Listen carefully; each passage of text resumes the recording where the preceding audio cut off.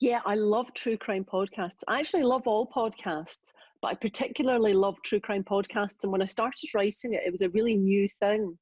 And one of the things I love about podcasts is people are quite disinhibited. You know, we're not going to swear at each other or make libelous comments in this podcast, in this interview, but no one's embarrassed about doing that on podcasts. They're really mesmerizing, and they say the things that you're always thinking, like, I think he's the murderer and stuff like that, you know. Also, podcasts are an amazing form of storytelling. They're not any size or shape, they can go anywhere. I mean, it really feels like a new art form. And actually, a podcast won, the first podcast ever to win a Pulitzer just won a Pulitzer. The story is a woman's listening to a true crime podcast. She recognizes somebody in the story and she goes off and starts to investigate because her own life is unbearable. So it's really an analogy for how we fall into stories as a response to our own lives. And I think most of us who read all the time have got experience of that. Well, since lockdown, we've all got experience of that, of needing to be in another story just to make the present bearable. And loads of people have responded to it like that. And I really love that. I feel really honoured. And of course, that's what you wrote in your character, Anna MacDonald, at the beginning is, you know, she's got this, she is a sort of trophy wife, I suppose. She's a younger wife to a quite successful older person who turns out to be pretty awful. But that's a sort of she really loves him. I think that's really important because he's not a caricature, you know, because she really loves him and she knows exactly what he is and she loves him. They're just not getting on. Yeah. You know? Yeah. Yeah. And she is doing this the slight sort of trophy wife hide, isn't she? Yeah, big time. Yeah. So she's performing all the roles of she's actually a really amazing character, and quite often I'm interested in the off-center characters who don't speak very much. I'm interested in the people who don't offer their opinion immediately. I mean, I offer my opinion all the time, but I'm really interested in those people who don't speak. What are you thinking? And, you know, what's your background? And very often, you know, as a public figure, you do events and you talk for an hour and you get like 2 seconds to ask someone about themselves. And it turns out they're a spy and a nun, or you know what I mean? You know, people have these amazing lives, and you never really you're just so busy talking that you never really get to know them. And I just thought, wouldn't it be great to have somebody who has this amazing story, and all the time people are telling her their really banal stories. I just thought that's, you know, I love that. So I'm writing a follow-up to Conviction called Confidence, which is about the international arts market. So I'm really looking forward to getting stuck into that, and it's going to require a lot of traveling. So Conviction was huge in the States, wasn't it? It was Reese Witherspoon, and you've sold the film rights. But I read, tell me if this is wrong, because quite often things you read on the internet are wrong. What? Who knew? Yeah. That Conviction actually sold more audiobooks than print books in the States? Yes, it did. It did, yeah. That is so interesting. Why do you think that was? I think the way we are receiving stories is very different now. I think also reading is a luxury because you need both hands, you need both eyes.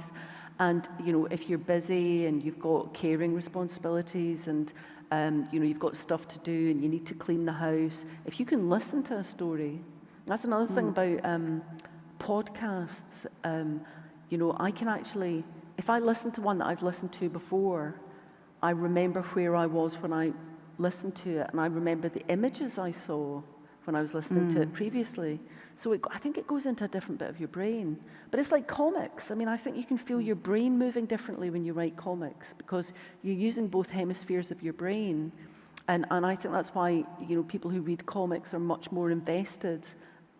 I mean, opinionated, obviously, or nuts. Because if you read comics, you get really crazy about comics in a way that I think, you know, because books are older, they have a kind of gravitas to them, and you feel like you should be reading. You know, you should, it's a self-improvement tool instead of just something that you do because you love it. You don't go to the toilet in a rubbish job and read a chapter to cheer yourself up. Do you know what I mean? Yeah. You read and then you go to the book club and then you opine. And, or you pretend you've read it. You pretend you've read it. You just read it and you just say, I thought it was rubbish. And also, I mean, I don't know about you, but I don't plot. So I'm a pantser. That's what that's called. Yeah. Like I was going to do it by the ask seat you. of your I pants. thought you were, yeah. So what I do is I sort of write the first act and then try and work out what the questions are and then try and answer the questions. Hang on, so you did Confidence by the seat of your pants? Totally by the seat of my pants. Oh my God. Yeah. I mean, if you haven't read it, read it, and then I trust you're going to be, what? Yeah. What? It was lockdown. We were all mad. Yeah, God. Oh my God, I thought you had one of those walls with Post-it notes and string and No. No? I just had pajamas covered in egg and, and a bit of a breakdown maybe. And also I always conceived of Conviction being a series because, okay, so because podcasts, always go on for a second series and sometimes a third. So you always conceived of it being a series, and was Finn always going to be in the series, or did he just refuse to leave? No, I think Finn, I realise whenever I finish a book, I always think, I've just written the same book again. Because there's always a male friend, always. And there's always a male friend who's slightly sexless and the woman explains things to. And I keep thinking, so That is, put it like that, that is true. It is true. And so Finn, I think Finn was always going to be there. And I think also, he has anorexia. And I think, a lot of people spoke to me about the experience of reading someone who has anorexia in a story, and their anorexia isn't solved at the end, which, because it is an ongoing condition that people live with. So I really wanted him to recur as a character and be somebody who lives and thrives and still has anorexia and deals with his condition, and he finds different ways to do that. And I think that's, you really don't see models of that in narrative. No, and you, particularly not men, No. but also not women. Yeah. So, a lot of people who have that condition contacted me and said, that it was really lovely to see that, to see somebody struggling with their eating, and for them to be a character and for them to have other stuff going on, obviously being crisis, but for it not to be, because if it's a woman, her anorexia, I don't know if you've noticed this trend, is usually solved by getting the right boyfriend. Yeah. Everything if you're a woman, is usually solved by getting the right boyfriend. Yeah. So Finn was always going to be in there, and also he's the only one who knows how to work the machines. She doesn't really know what she's doing, so he's quite important. So tell the audience a bit more about Anna and Finn for the people who haven't read. She is a woman who is living. I'll just tell you, assuming that you've read Conviction. She's someone who doesn't want to be pictured. She's leading a secret life, and she is a survivor of a sexual assault by footballers many years ago. And I always wondered what happened to those women. Those women who were raped in hotel rooms, and then their name doxed. was leaked. Yeah, and then they were doxed. And I thought, what happened? It actually came from Trump, when Trump was elected. While the night he was elected, or the day after he was elected, a woman who said that she'd been raped by him when she was 13 dropped her case and disappeared. And I always wondered what happened to her, and that was really who I was thinking about, was these people whose lives are changed. Anyway, so she's off. She's changed her name and she's living a sort of secret life. And obviously she doesn't want to be in the public eye. And sometimes, I mean, if there are any writers in the room, sometimes if I'm feeling really underconfident, I screenshot really badly written things and I just read over them. It just makes you feel great about your work. I think, well, I wouldn't have used 20 commas in a sentence anyway. You absolutely love research, don't you? Oh my God, yeah, I love it.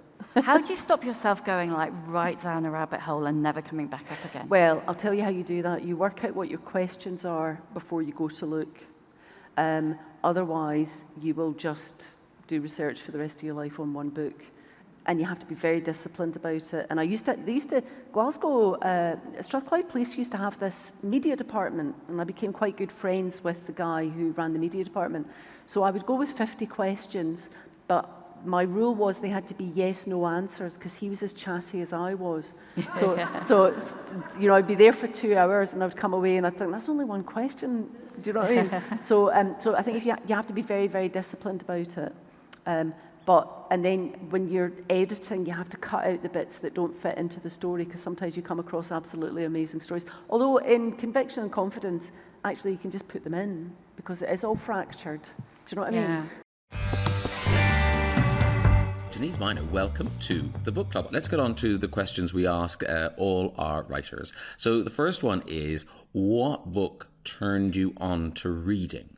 I think it would have to be To Kill a Mockingbird, actually, because I couldn't read for a long, long time when I was growing up, because we were moving around a lot, and also I wasn't paying attention. So I couldn't read till I was about 9. So I went almost straight to reading proper books.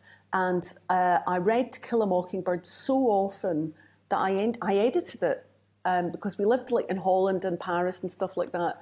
And like your mum, I cut out the first, the geographic. They always do that in grand American novels. They sort of tell you where the hills are. I don't care where the hills are. Tell me the story. So To Kill a Mockingbird. And what I loved about it was the overall tone of sanctimonious righteousness. That really, really appeals to me. And I think I'd be in the front line burning witches or knitting up the names of aristocrats at the side of a guillotine. I think that really appeals to me. Okay, next one is The Book That Got Away, the book you read and loved, and yet the rest of the world didn't find it. Well, I would have everybody read Jane Gardam. I don't know why people don't know Jane Gardam. Jane Gardam, I think it's because she writes about unfashionable things. She wrote 3 books. The first one is called Old Filth, and it's failed in Hong Kong, failed in London, try Hong Kong, and it's about a barrister. It's about the experience of people being brought up in an empire. It's about very posh people, but she, as a stylist, she is, she's the best I've ever read, honestly. She's amazing. Sometimes she just goes straight into a script for a TV show in the middle of a novel, and then goes back to, she's incredible. She's so confident. Is she still writing? She's still writing. She's 1 million years old. And if you mention her to anyone in publishing, they gasp. That's how good she is, because she's so good. Jane Gardam. Okay. Jane Gardam. And the last question is there a book that you wish your name was on the front of? Is the book you wish you'd written? It's not a book, it's a short story. And it's quite pedestrian. The Telltale Heart by Edgar Allan Poe. Ooh. And when I read that, my first thought was a tsunami of envy, which is the purest compliment a writer can give another writer. That's, I think, what really raises him above all of his contemporaries, is that story. And I'm so jealous I didn't write it, because it's just amazing. Denise Mina, I could talk to you all day. I'm really looking forward to talking to the clubbers about The Less Dead. Thank you so much for joining us on the book club. A delight. Thank you very much for having me. It was lovely.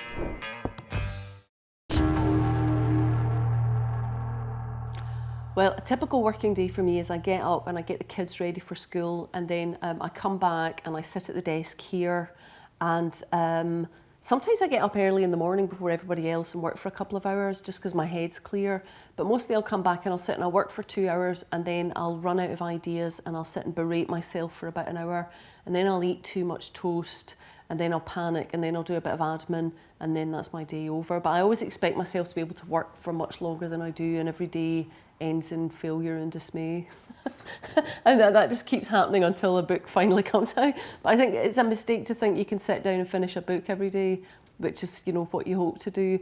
And quite often I'll stay up late and work, and if I've got a deadline and I'm not going to meet it, I'll stay up all night and work, and then sleep during the day when everybody else is out.